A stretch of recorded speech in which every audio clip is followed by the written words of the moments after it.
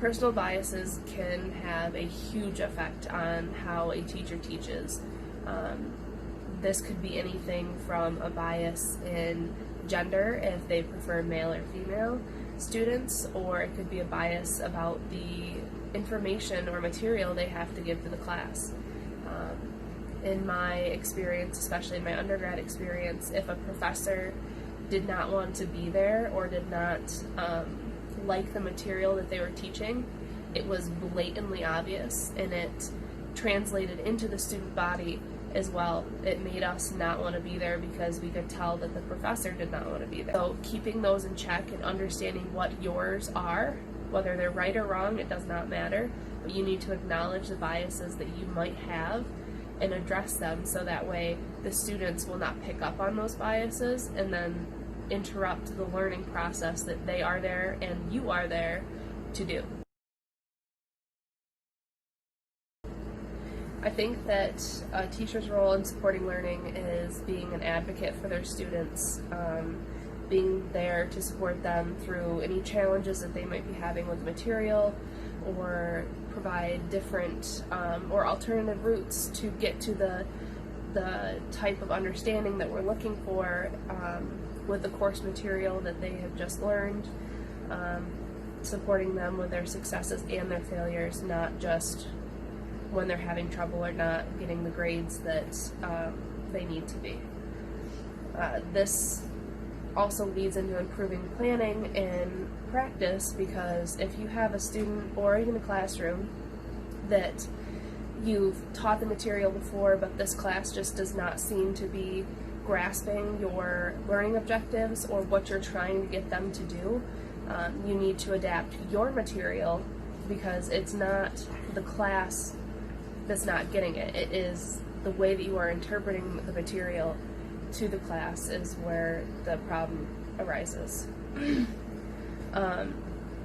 Upholding the professional expectations, you need to be what they expect to be a teacher. Be there to help them. Be there to guide them through this material, because this is all brand new to them. They might have some prior knowledge, especially in history, which I plan to pursue. They will have some prior knowledge of these events, but they will have nowhere near the type of knowledge that you will have to be providing them by the end of the semester or the unit or even the day.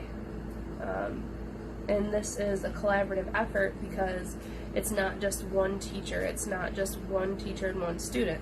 It is you and your class working towards a common goal to succeed, and then also you and your fellow staff members working towards pushing these students to be the best that they can be.